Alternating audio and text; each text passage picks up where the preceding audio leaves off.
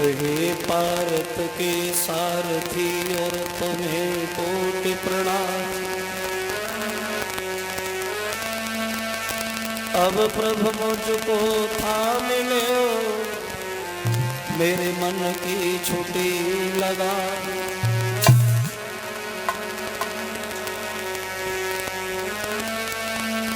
भक्त भजन भावे तुम्हें और हे देवन के देव, कृपा दृष्टि निक कीजियो कैलाशपति महादेव।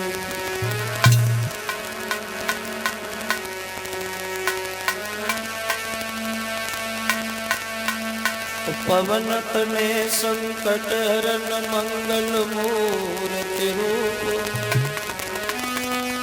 राम लखन सीता सहित हृदय बसो सुरभूप।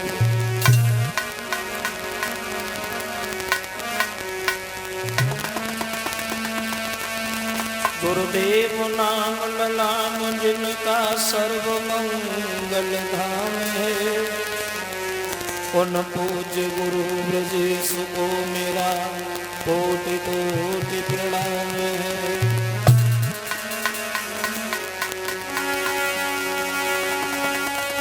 तो माता वीणा वादिनी, और मैं हूँ चरणों का दास, सेवक अपनों जान के माँ करो हृदय में वास।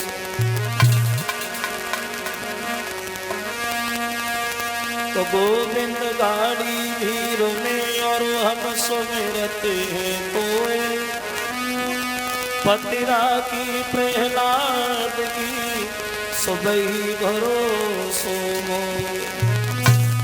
बोली गोविंद भगवान की।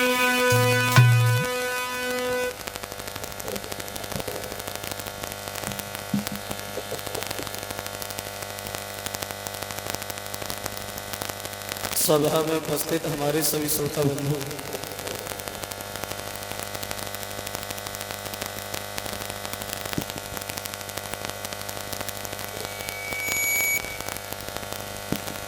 आज ही भगवान की पावन कथा को चलते हुए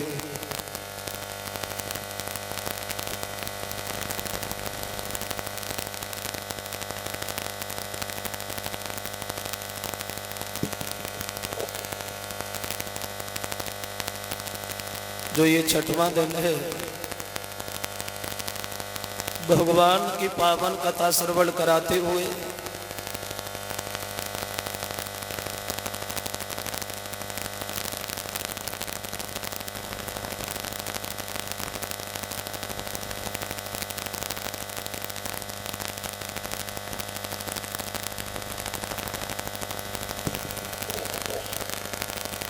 भगवान की पावन कथा श्रवण कराते हुए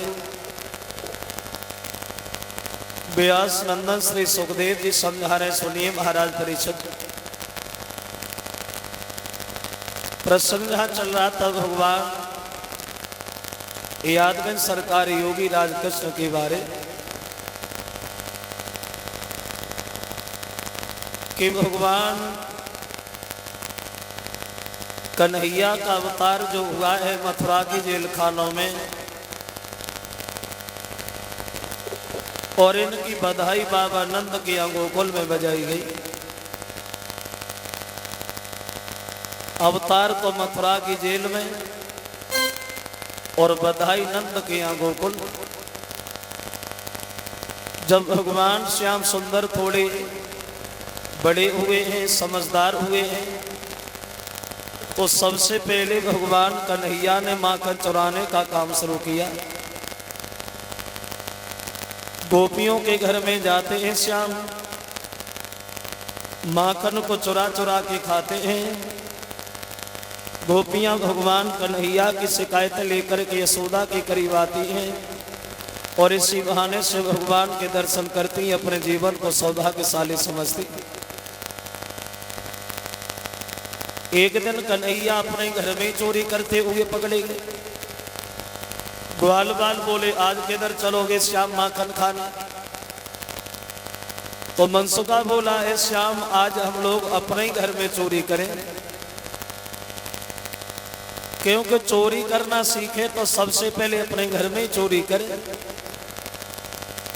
चोर तो घर से ही बना जाता, क्योंकि घर में अगर पकड़ भी जाओगे तो उतनी मार नहीं पड़ेगी जितनी बाहर पड़ती है। तो बोले कहाँ चलोगे? बोले आज यशोदा के घर चलो। अब सलाह मिलाई मैया घर पे नहीं है। अब ग्वाल बाल अंदर घर में प्रवेश कर गए, दही की गागर उठाई जमीन में मार दी, गागर फूट गई, माखन फैल गया।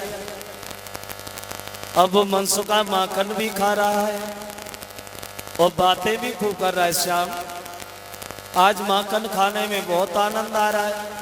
कन्हैया बोले हाँ मनसुख भैया आनंद क्यों नहीं आएगा, आज हमारी फूटी है, कल जब तेरी फूटेगी तब हम पूछेंगे आनंद आ रहा है या नहीं आ रहा है। तब तक यशोदा मैया जो है वो घर के अंदर घुस गई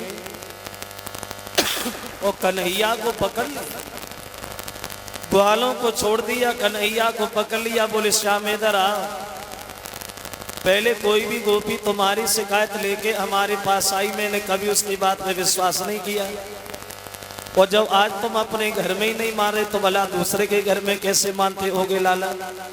तो कन्हैया बहाना बनाने लगे मैया ये माखन हमने नहीं खाया। बोले माखन तुमने नहीं खाया, आंखों के सामने झूठ बोल रहे हो। जब माखन तुमने नहीं खाया तो ये दही की गागर कैसे टूटी श्याम? तो कन्हैया बहाने बनाने लगे मैया तू बड़ा भोली, ना ये माखन हमने खाया ना ये गागर हमने तोड़ी। बोले किसने तोड़ी? तो कन्हैया बहाना बनाने लगे माँ सुनो, तुम आई हो, तुमसे थोड़ी देर पहले हम घर में घुसे हैं, ये माखन हमने नहीं खाया है। और कन्हैया बात बनाते हुए माँ यशोदा से खुद बचने के लिए बोले माँ सुनो,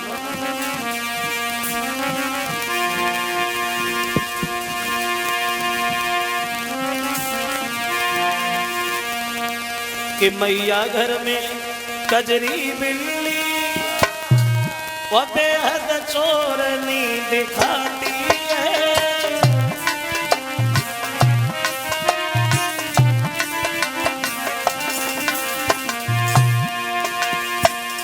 बोले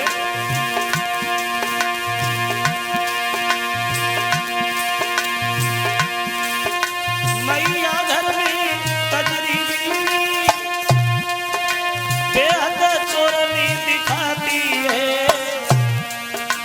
वो बर्तन तोड़े गिराती है, तू मेरो तो सुनाती है।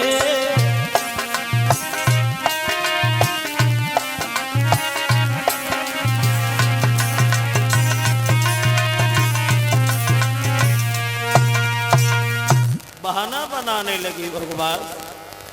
बोले माँ घर में जो बिल्ली है वो बर्तन तोड़ती है और तू मेरा दोष लगाती है, मैया मैं काहे को चोरी करूंगा? अरे चोरी तो वो करते जिनके घर में कुछ नहीं होता, हमारे घर में काहे की कमी? तो यशोदा बोलेंगे श्याम बहाना बहुत बनाते हो, आज हम तुम्हें छोड़ेंगे नहीं, तुम्हें बांधे और पूरे दिन बांध के रखेंगे, भोजन भी नहीं दिया जाएगा और तब हम देखेंगे तुम दूसरे के घर में कैसे जाकर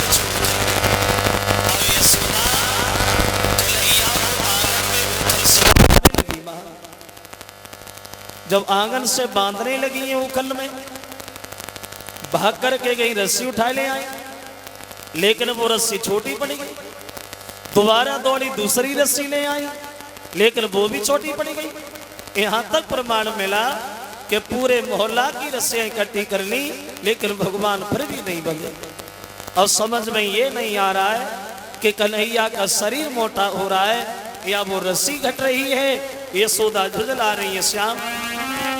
चाहे हमें पूरे गांव की रस्सियां लानी पड़े, हम छोड़ेंगे नहीं, बांधेंगे जरूर। अब यशोदा झुंझलाने में लगी है, कन्हैया हंसने में लगे हैं। अब समझ में ये नहीं आ रहा है कि वो रस्सी घटती जाती है और या अंग मुटाते जाते हैं।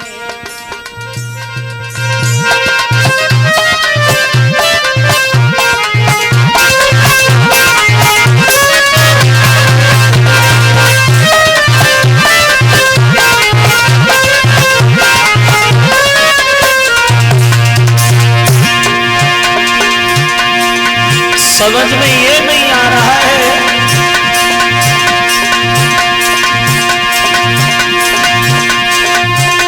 वो रस्सी घसीटी जाती है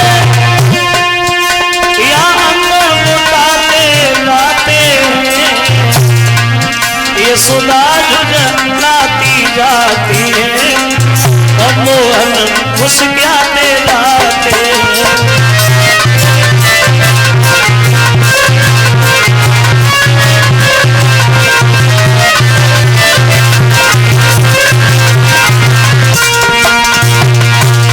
समझ में ये नहीं आ रहा है कि कन्हैया का शरीर मोटा हो रहा है, अब वो रस्सी घट रही है। यशोदा झुझलाने में लगी, भगवान हंसने में लगे। समझ गए श्याम मैया ज्यादा व्याकुल है, तो एक छोटी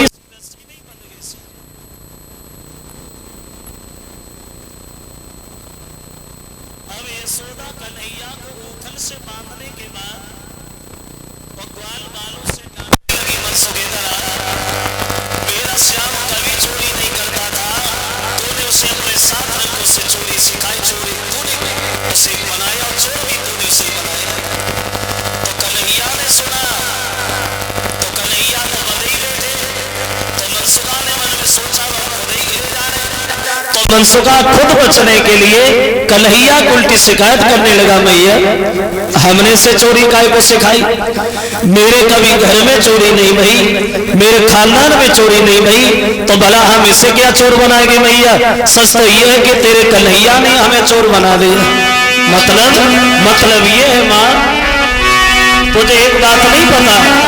और बोला मैया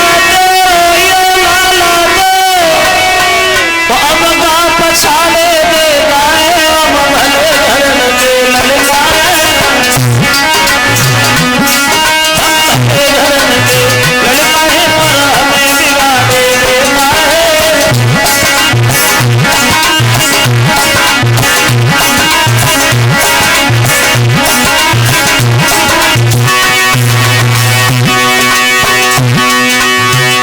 कन्हैया की उल्टी शिकायत करने लगा, मैया तुझे एक बात नहीं पता। और बोला है वो मनसुखा मासूम,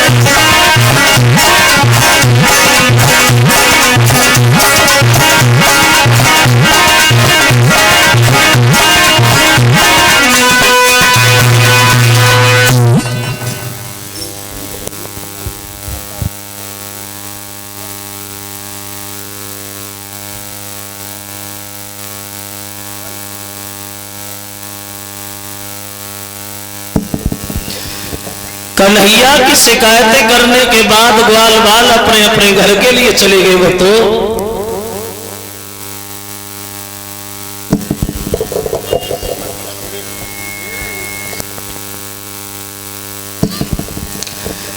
अब मां यशोदा जो है वो अपने घर के काम में अंदर जाके लग गई।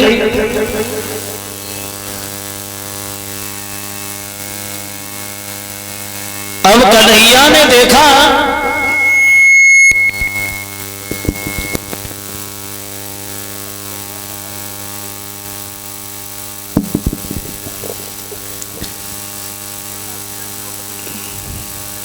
अब किसी का ध्यान हमारी तरफ नहीं है,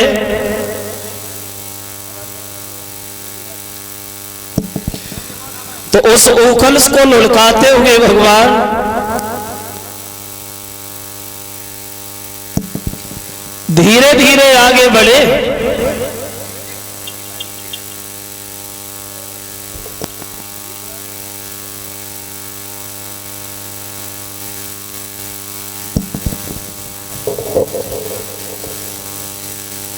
द्वार पे पहुंच गए भगवान, और द्वार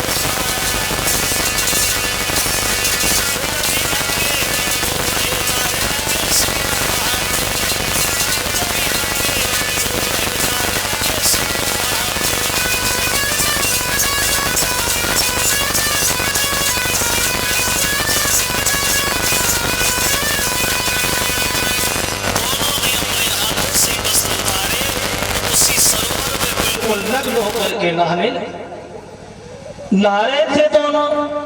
अकस्मात देवर्षि नारद उधर से निकलते हुए जिस समय गए तो दोनों पत्नियों ने देखा तो अपने वस्त्र पहले, लेकिन वे दोनों घमंडी बिल्कुल नंगे खड़े रहे पानी।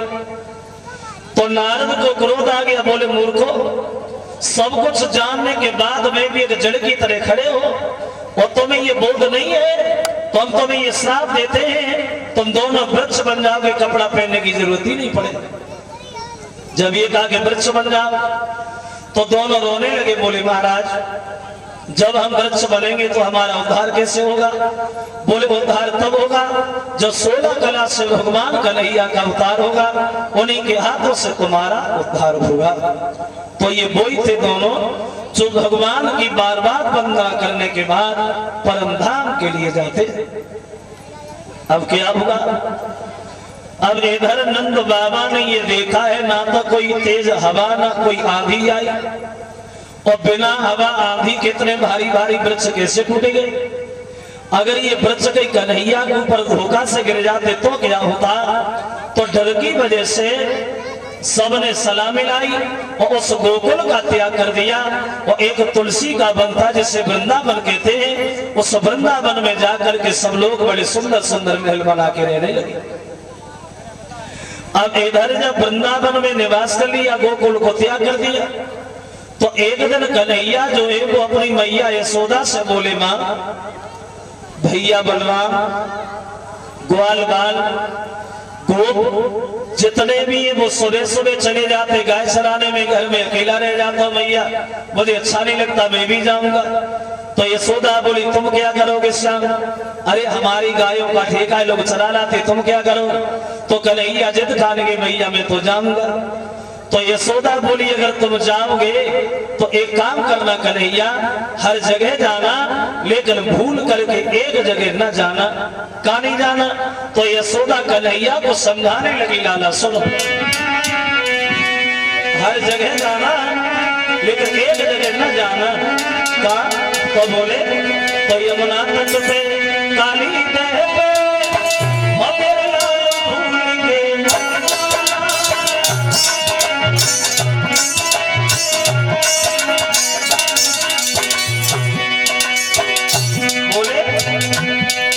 हर जगह जाना श्याम, लेकिन यमुना नदी में जो काली है पानी जाओ, क्योंकि रमणक द्वीप का रहने वाला काली नाग आके बस गया है, जिसके जहर से यमुना का पानी विषैला हो गया है। और बोले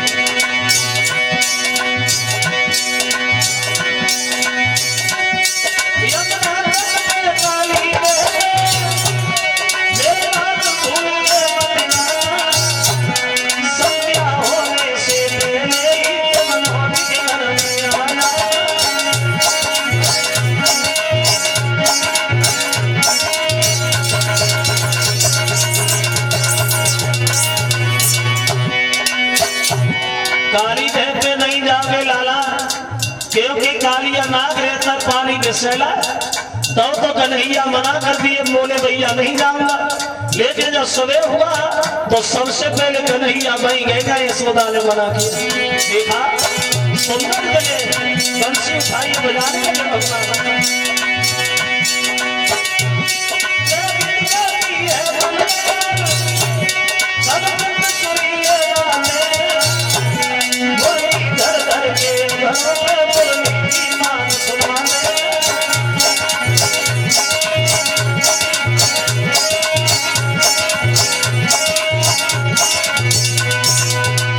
गए कन्हैया, जा मैया ने मना किया, देखा कि बड़ा सुंदर रमणीक जगह है, तो कन्हैया से रुका नहीं गया और कन्हैया ने बंसी उठाई और बजाने लगे। और जब भगवान कन्हैया बंसी बजाने लगे तो उधर एक कंस का भेजा हुआ बत्सासुर नाम का राक्षस बछड़ा बन करके वो कन्हैया के बछड़ों में जाके शामिल हो गया। लेकिन बछड़ा बने हुए राक्षस को पहचान लिया और खेल ही खेल में उसका काम तमाम कर दिया। बड़ा दुखी है कंस, बकासुर को भेजा, बकासुर बगुला बन के गया, लेकिन कन्हैया ने उसे भी मार दिया। कंस भेजने में लगा है और श्याम सुंदर मारने में लगे। बहुत दुखी है, कंस की कचहरी लगी, दरबार में नीचे चेहरा किए हुए बैठा है, नजरें झुकी हैं, बड़ा उदास बैठा है कंस दरबार। तो अकस्मात देवर्षि नारद का आना हो गया और जो नारद को कंस ने देखा, आ बाबा आ बैठो। तो कंस की आवाज को सुनकर के नारद पूछने लगे, कंस आज तो आवाज में भी दम नहीं रही और कमजोर भी बहुत हो गए, अगर कोई बीमारी है तो दवा कराओ नहीं तो मर जाओ, और किसी दुश्मन का भय सता रहा है तो तुम्हारे पास तो बड़े बड़े बहादुर, किसी को भेजो मरवा दो।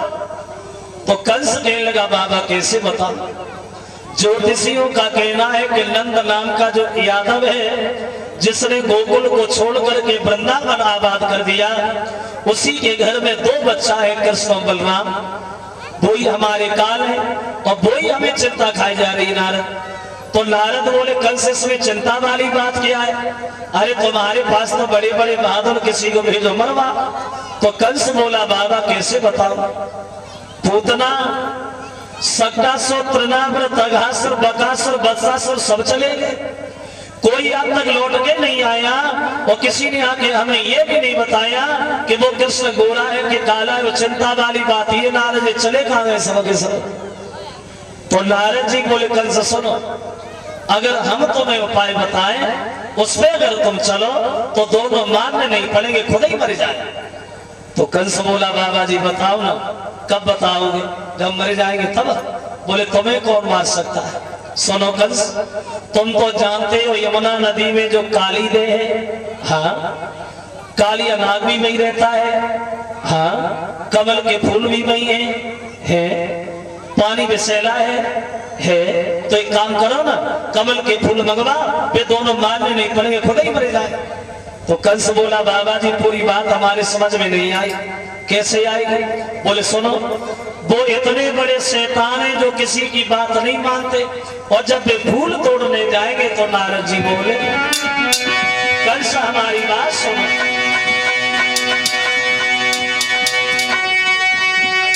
वो फूल तोड़ने जाएंगे, काल के गाल में जाना है, वो हल्ला फिर लड़ी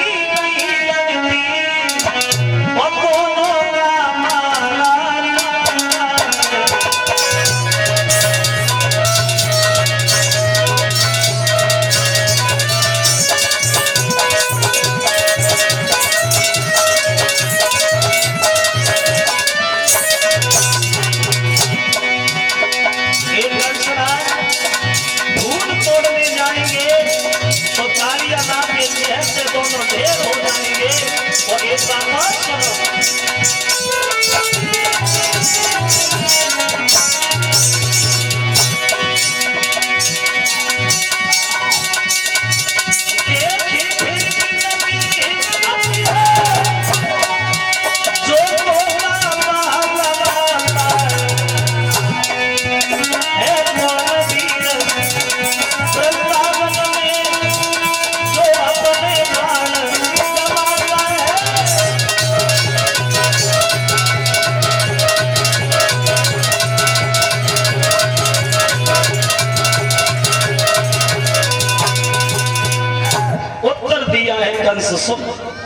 फूल तोड़ने जाएंगे तो कालिया नाग के जहर से दोनों ढेर हो जाएंगे, मारने नहीं पड़ेंगे, खुद मर जाए। और कमल के फूल न भिजवाए जाएं तो इसी बात के बदले में तुम सब आदमों को पकड़ के मथुरा की जेल में डाल देना, और जब इच्छा हो तब निकाल के मार देना। कौन सी बात है? कौन कैसी रही? कंस खुशी के मारे गद्दी सोचल पड़ा, बाबा आज तुमने मन की बात कही है, अगर जब बात तुम हमें पहले बताते तो हमारी चिंता कब की मिट गई होती। नारद करोगे? तो नारद हंसने लगे, कंसराज हम तो दिन रात भगवान से यही प्रार्थना करते हैं कि तुम्हारी चिंता जल्दी मिटे, लेकर क्या करें, बड़ा देर हो रही है। उठे और चले गए। अब इधर कंस ने वृंदावन में खबर भेज दी, वृंदावन के बसने वाले बाबा नंद, हमें कमल के फूलों की आवश्यकता आ गई, कमल के फूल भिजवा, अगर फूल नहीं भिजवाओगे तो हम तुम सभी आदमों को पकड़ेंगे और अपनी जेल में डालेंगे, आगे जो कार्रवाई है वो हमारे ऊपर है। खबर नंद बाबा को मिली तो नंद बाबा आंगन में बैठ करके रोने सोचे लगे परमात्मा गोकुल छोड़े आए, वृंदावन चले आए, लेकिन कंस ने पीछा नहीं छोड़ा। मौत दोनों ही तरफ है, एक तरफ कुआं है तो दूसरी तरफ खाई है। फूल लेने कोई जाता है तो भी मरता है, वो नहीं जाता है तो जेल बता रहा है।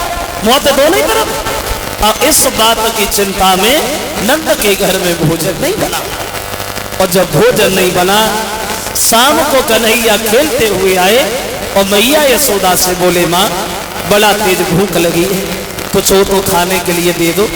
तो यशोदा ने माखन मिश्री आगे बढ़ाई और रोती हुई बोली खाए ले लाला, पता नहीं कल सुबह से मिश्री से माखन से भेंट हो या न हो। तेरे बाबा बंदे कहीं होंगे, तेरी मैया बंदी कहीं होगी। और ये बात कह करके यशोदा रोने, और जो यशोदा को रोता हुआ देखा तो कन्हैया को क्रोध आ गया। माँ रो रही हो, क्यों रोई? माँ सच बात हमें बताना, अगर तुझसे किसी ने गलत शब्द कहे तो हम उसकी जीभ काट डालें। अगर किसी ने हाथ उठाने की जरूरत की हो तो बता, हम उसका हाथ काट डालें। सिर्फ एक बार उसका नाम बता दे मैया। कौन है वो कमीना जिसने हमारी माँ को रुलाया? और बोले भगवान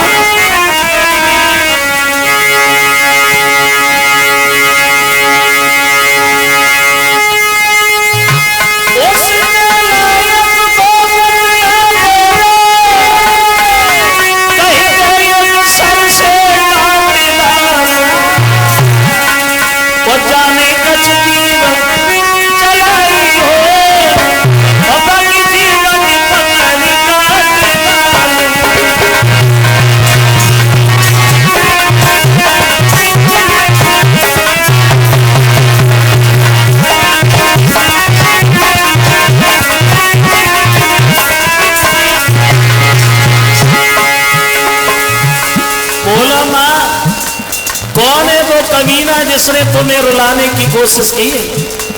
कौन है वो माँ जिसने उस पहलवान को जन्म दे के शाना किया है? मैया सिर्फ एक बार उसका नाम बता। मुझे नहीं पता अपने भैया बलवान में कितनी ताकत है।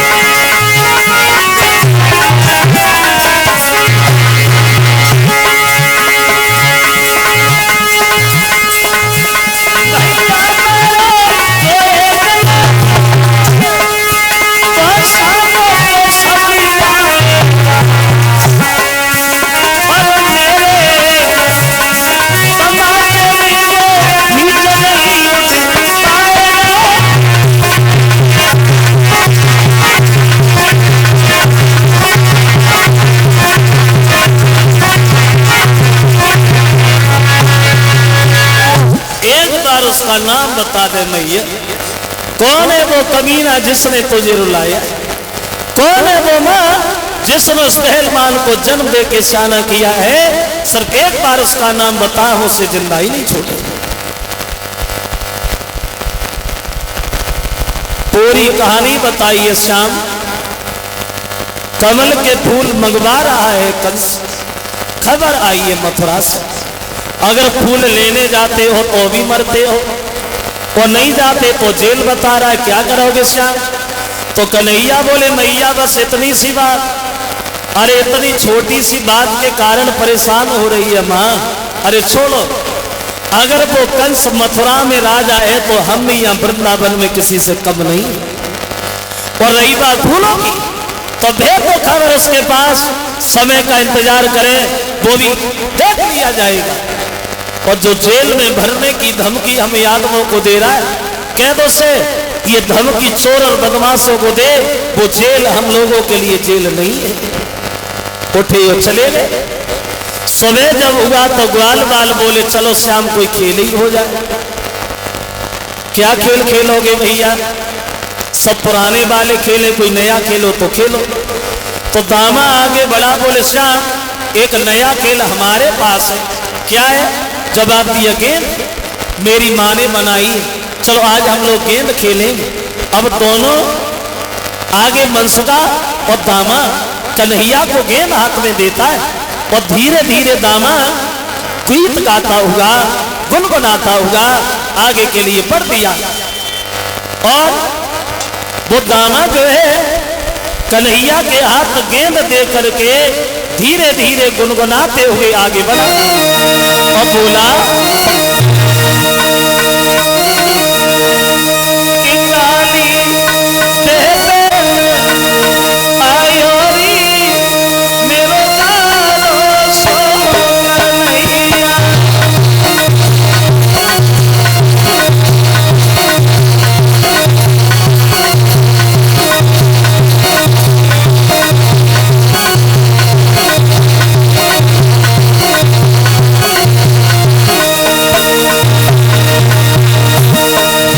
धीरे धीरे गाते हुए आगे बढ़े काली देवे आयो री मेरो तारो सो कन्हैया।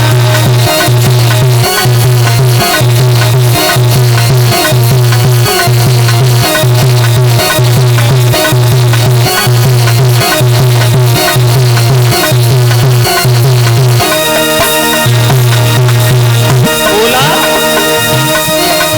गायकी वचन गीत बनाई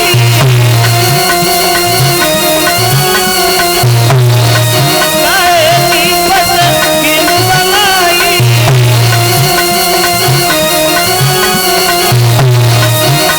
गाए वो गंगा लायो री मेरो तारो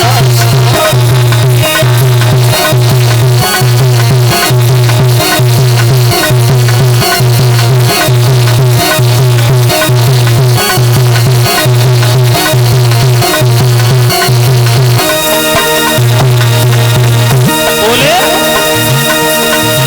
अरे देशम की वचन गीत बनाई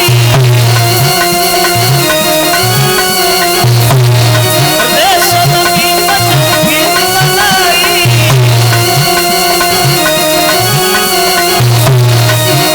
चंदन को गंगा लायो री मेरो तारो सो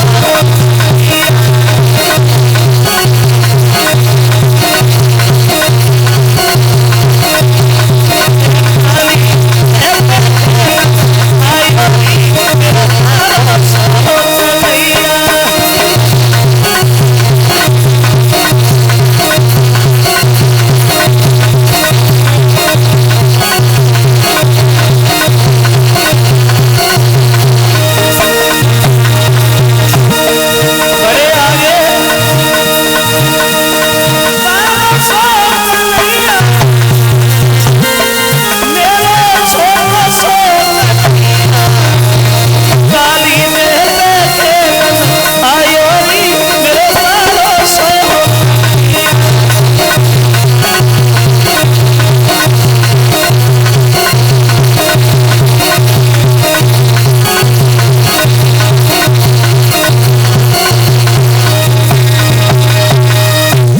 धीरे धीरे गुनगुनाते हुए आगे बढ़े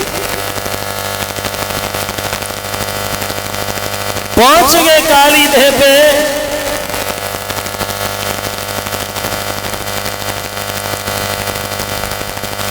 ये एक एक टिफिन 10-10 रुपया कलश वाली कन्याओं को और 500 रुपया हमारे करीब भिजवा रहे हैं श्रीमान भूपेंद्र कुमार फौजी। ये गणेशपुरा SI सावित्री देवी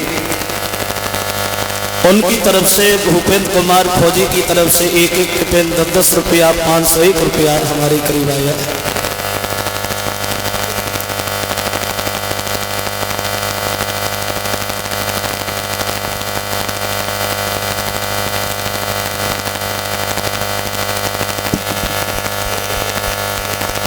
₹501 रुपया हमें भेंट कर रहे हमारे अनुज यादव जो इसी गांव गणेशपुरा के रहने वाले हैं। उन अनुज यादव की तरफ से 501 रुपया हमारे पास आया है। भगवान दीर्घायु देता रहे, समाज में सम्मान की प्राप्ति होती रहे। देखो जब काली देह पे पहुंचे हैं तो दामा ने कन्हैया को गेंद तो हाथ में दी। एक बात कहिए श्याम सुनो, अब खेलने के लिए तैयार तो हो, खूब इच्छा हो, जब तक मन लगे तब तक खेलो, लेकिन खेलना मगर बड़ा होशियारी के साथ खेलना, क्योंकि हमारी गेंद हमें प्यारी बहुत है। अगर ये हमारी गेंद कहीं धोखा से चली गई तो हम तुम्हारे बहकाने में नहीं आएंगे साहब, और तुमसे हम जय वाली गेंद मंगवा लेंगे। तो कन्हैया बोले दामा भैया, अरे हमें खेलनी है, खोनी थोड़ी। दामा बोलो बात तो ठीक है, लेकिन बात जरूर ध्यान रखना श्याम, ये हमारी गेंद कहीं चली न जाए, खो न जाए। तो मनसुखा बोला श्याम गेंद कहाँ है? बोले गेंद तो हमारे पास। जवाब दिया जब गेंद तेरे पास है तो फिर इस पागल की बातों में क्यों लगा है? और बोला अरे जीतम भाती खाने लाला बात में छुपा ले,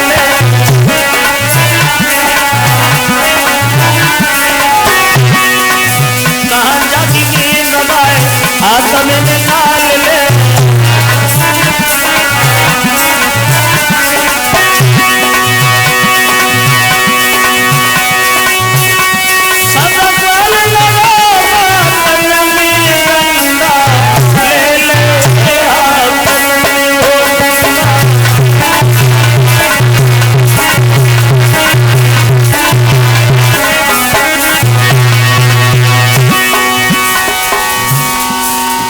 खेल शुरू हो गया। खुद तो अकेले एक विपरीत दिशा में खड़े हो गए, ग्वाल बालों को काली देह के किनारे खड़ा कर दिया। अब कन्हैया ने गेंद फेंकी तो आवाज लगाइए दामा, गेंद आ रही है, मारो जब तो लाला कसी की फरारो है।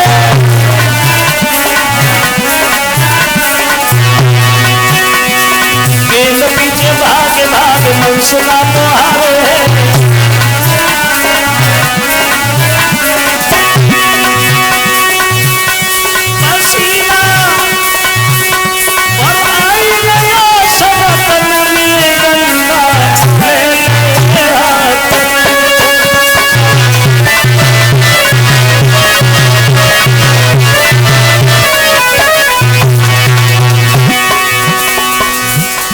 कन्हैया ने गेंद फेंकी, अब वो गेंद की रफ्तार इतनी तेज है भक्तो, जो ग्वाल बाल पीछे भी दौड़े अब गेंद पकड़ नहीं पाए, अब वो गेंद काली देह में गिरी गई।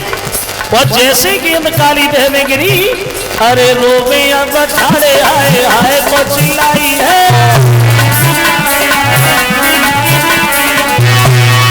कहा मेरी गेंद की वो मंगाई है।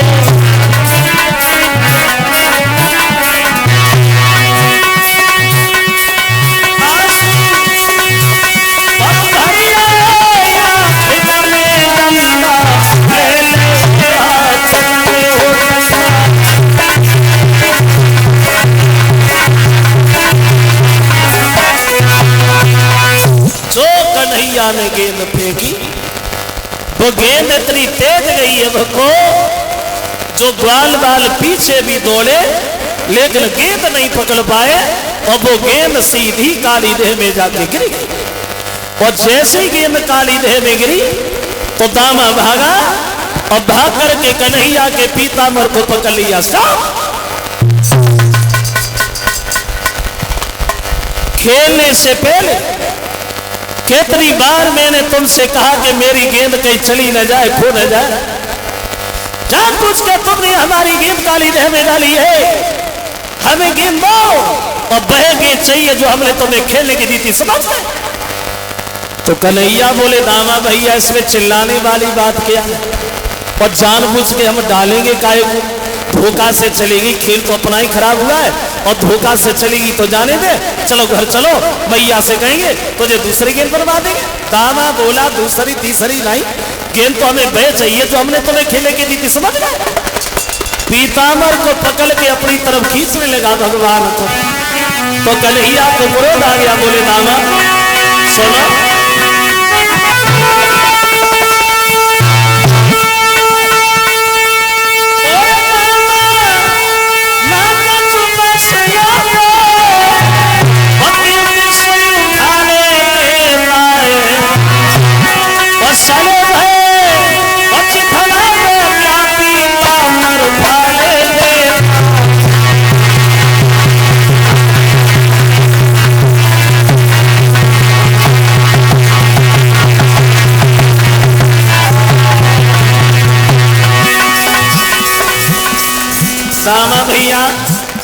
मेरे पीताम्बर को छोड़ दे, मेरा पीताम्बर फट जाएगा। दामा बोला श्याम बात नहीं, गेंद और बहे गेंद चाहिए जो हमने तुम्हें खेलने की दी थी, समझ। तो कन्हैया बोले दामा सुनो,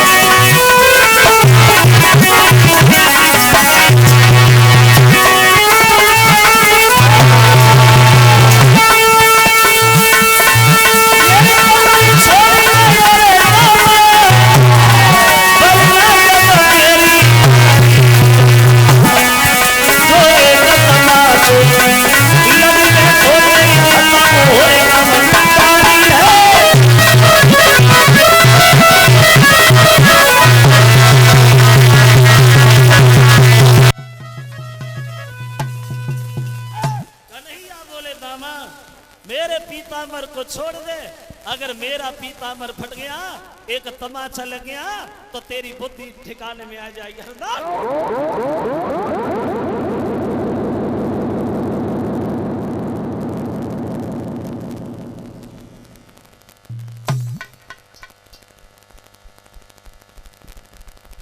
जो ये कहा कि तमाचा लग गया, अब दामा ने पीताम्बर तो छोड़ दिया, भाग करके लाठी उठाई, आ मेरी गेंद काली देह में डाल दी, हम ही तमाचा खाएंगे श्याम। इतने बड़े बलवान बहादुर कब से बन गए हो मोहन, हमारा नुकसान कर दिया, हम ही भुगतान करेंगे। तर बढ़ के तो आए लाठी में दोबारा खड़े नहीं हो पाओगे, समझ गए। और बोला कि तुम एक तमाचो मारोगे तो मेरी लाठी भी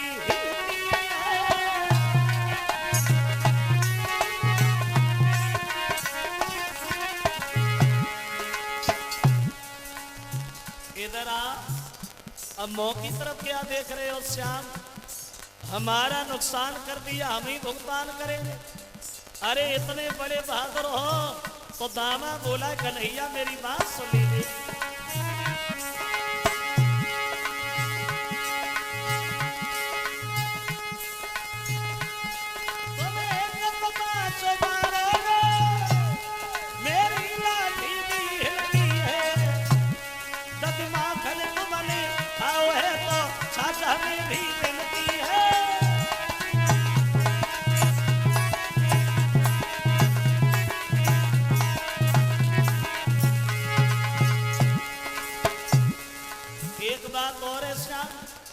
अगर इतने बड़े बलवान बहादुर हो तो एक काम क्यों नहीं कर देते हो तुम?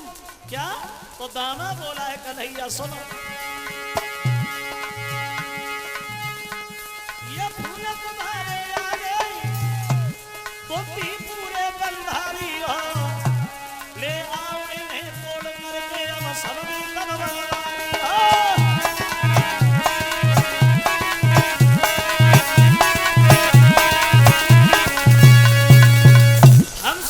तमाचा मार देंगे मुझसे, इतने बड़े बलवान बहादुर कब से बन गए हो श्याम?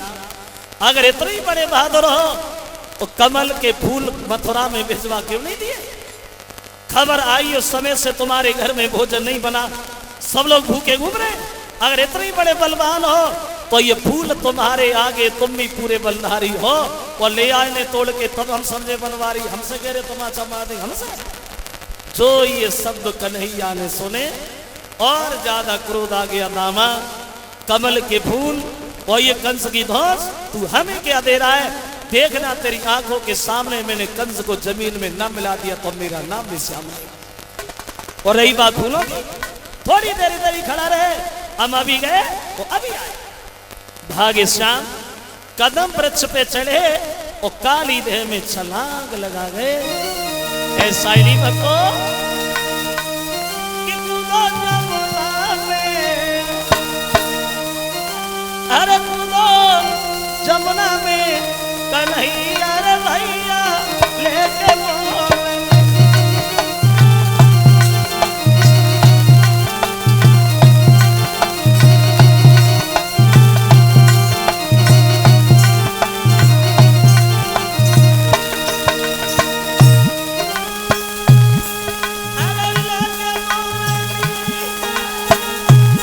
देखो लेके मुरली कूदो जमुना में,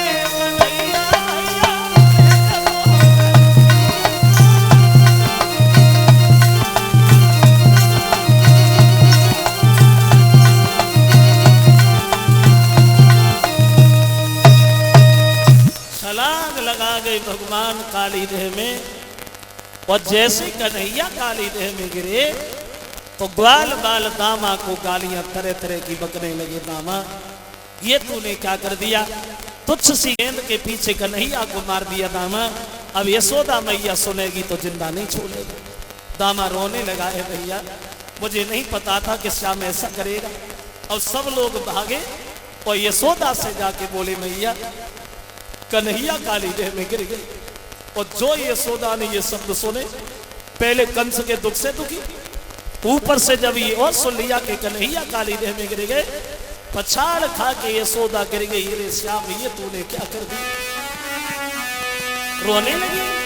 वो ऐसा ही नहीं तो यशोदा चिल्लाई बाल मारी, ओ मेरे छैया कहाँ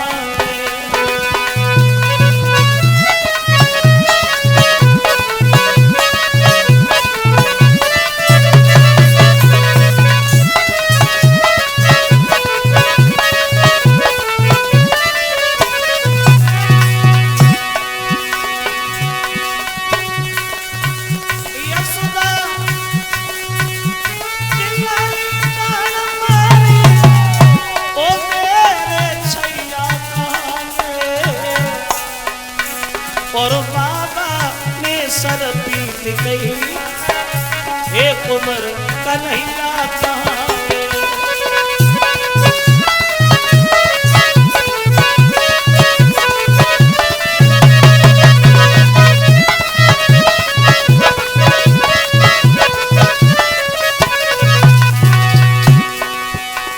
सब लोग भागते जा रहे, रोते जा रहे।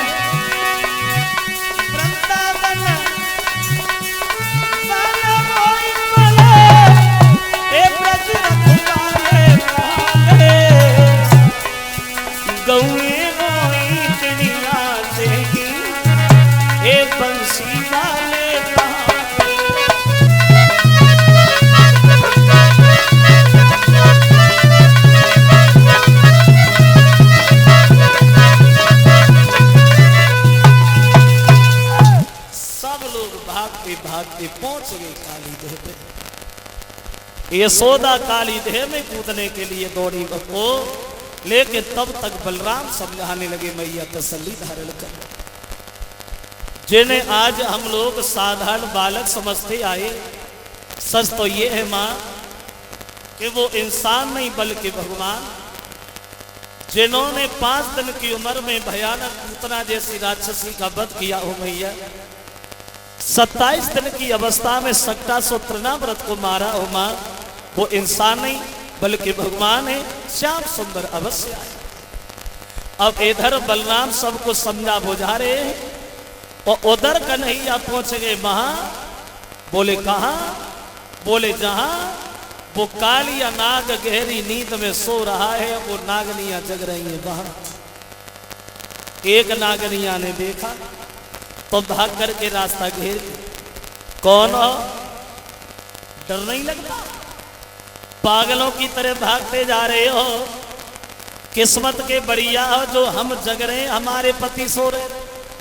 अगर धोखा से जग गए, फुसकार मार दी तो तुम्हारे जीवन की कहानी खत्म हो जाएगी। धीरे से निकल जाओ, शोर नहीं करना।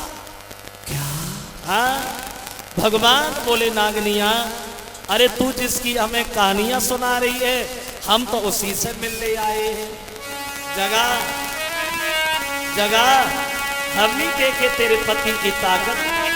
और भगवान बोले कि ते जगह तक बने पति को, और कुछ बात ही उसी से करना है।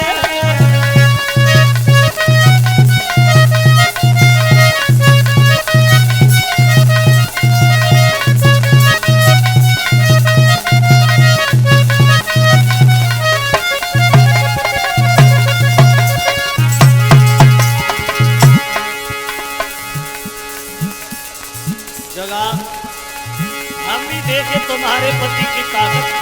हाँ बोले पति पति को कुछ उसी से करना है। जब मरनी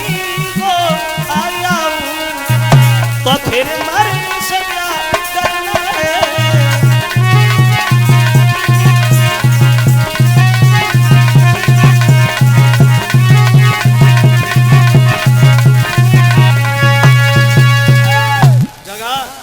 हम भी निहारे तुम्हारे पति की ताकत, हम भी देखे तुम्हारे पति की शक्ति। तो एक नागनिया बोली, जितना ही छोटा है उतना ही खोटा मालूम पड़ रहा है। बेटा, हम तुम्हारे बड़ा भले की कह रहे हैं, तुम बहुत सुंदर हो। अगर हमारे पति जग गए, फुसकार मार दी तो मर जाओगे, और मर जाओगे तो हम नहीं रोएंगे, लेकिन तुम्हारी माँ जरूर मर जाएगी तुम्हारी याद में, इसलिए चुपचाप चले जाओ, सो नहीं करो। क्या? हाँ, कन्हैया बोले, नागनिया तू हमें छोटा कह रही है, हम छोटे जरूर हैं लेकिन हम खोटे बहुत हैं। जगह, अरे जगह। अब बोले,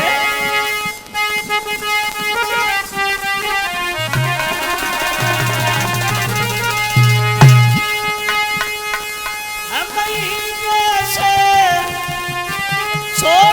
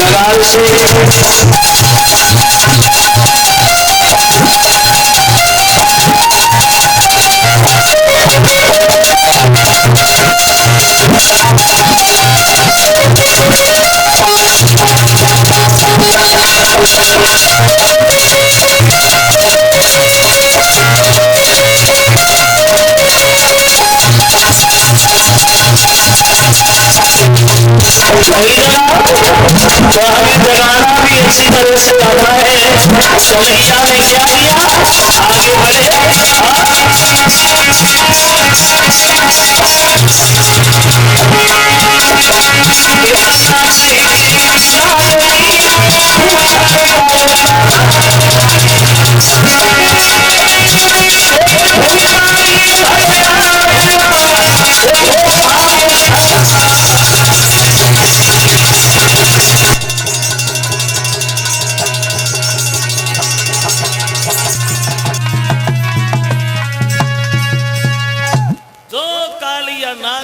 से लात धरी तो सतर ही चलूंगा। घेर लिया चारों तरफ से भगवान को, मुंह से जब फुसकार मारता है तो यमुना का पानी भी खोलने में लग जाता है। कन्हैया ने देखा अब तो हम चारों तरफ से घिर चुके हैं, तो भगवान ने अपने शरीर को इतना गर्म किया, इतना गर्म किया, जो घबराए के काली दूर हुआ। और त्यों ही मोहन ने हाथ किया और धीरे से नथनी पिचका दी और झटकाली नाग को नाथ लिया। फुर्ती में आए, कालिया नागनाथा फन पे सवार हो गए। श्याम जोर से फन को उठाने की कोशिश करता है, कन्हैया उसी पे पैर रख लेते। मुंह से जो झागे निकल रही थी, खून बहने लगा, जिससे यमुना का पानी भी लाल होके चलने लगा। अब कन्हैया ने बंसी उठाई और बजाने लगे फन पे, और जब बंसी फन पे बजाई भगवान ने, वहां